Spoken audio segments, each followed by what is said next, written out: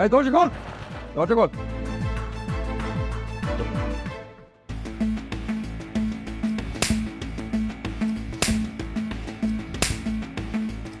আর করছিলাম তো বলতাম মানে করছিলাম গুলি করে একদম জিরো বাইট করে ফেলাম। চুপ চুপ এই চুপ। তোরা মানা করছিলাম না, চা জোরকে হাত তুলবি না। মা সরি সরি, ভুল হয়ে গেছে, মাফ করে দেন, ভুল হয়ে গেছে। তো তুই পারা তুই এখান থেকে এখন যাবি, এখন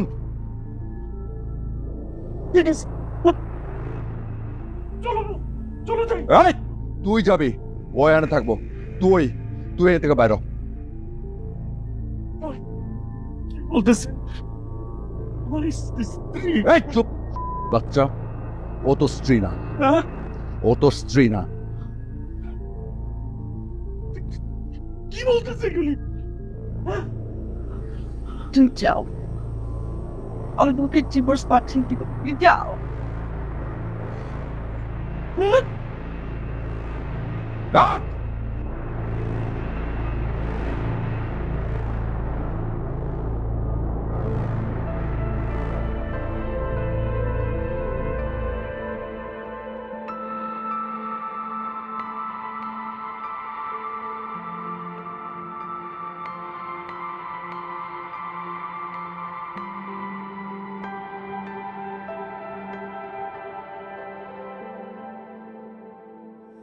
ওকে, হুম,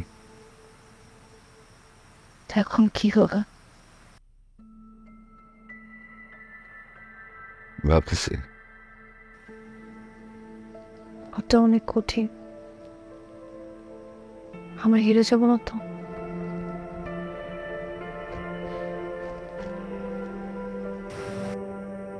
পথের সাথীটা যদি ভালোবাসার মানুষ হয় তাহলে কোনো পথই কঠিন না,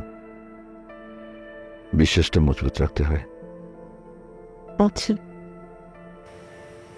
আশা করে থেকে যেতে পেরেছি। জানি তুমি ভাই বোন, সব ঠিক হয়ে যাবে, সব। আমি আমি কালকে চাচার সাথে দেখা করতে যাব। এখানে আসলে আর থাকাটা ঠিক হবে না, বেটা ঝামেলা করতে পারে। চাচাকে গিয়ে সবকিছু খুলে বলবো, চাচা আমার অনেক ভালোবাসে, সব বুঝবে। আর তোমার ডিভোর্সের ব্যবস্থাটা কালকেই করবো।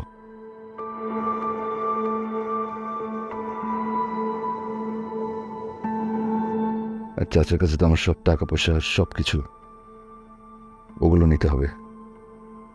তারপর ওগুলো নিয়ে আমরা অনেক দূরে কোথাও চলে যাব।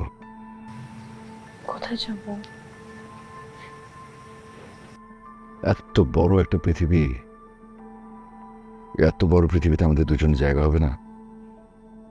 কোথাও না কোথাও আমাদের দুজনের জায়গা ঠিকই হয়ে যাবে।